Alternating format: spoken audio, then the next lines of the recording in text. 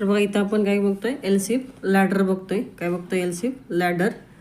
तर लॅडरमध्ये बघा जनरली आपल्या लॅडर म्हणजे काय म्हणतात, लॅडरमध्ये जनरल आपण काय म्हणतो, शिडी म्हणतो. तर शिडीमध्ये काय असतात तर काय असणार आहे, तर स्टेप्स असणार आहेत. त्यावेळी त्याचं वर्किंग असणार आहे एलसिफ लॅडरचं. तर बघा इथं if condition 1 then statement 1, if condition 2 statement 2, else statement 2. तर याच्यामध्ये बघा काय होईल, जेव्हा कंडिशन 1 इव्हॅल्युएट होईल तेव्हा काय होईल, व जर कंडिशन ही 1 ट्रू असेल स्टेटमेंट 1 एक्झिक्यूट होईल. तेव्हा इफ एलसिफमधला किंवा एल्समधला पार्ट काय होईल, स्किप होणार आहे.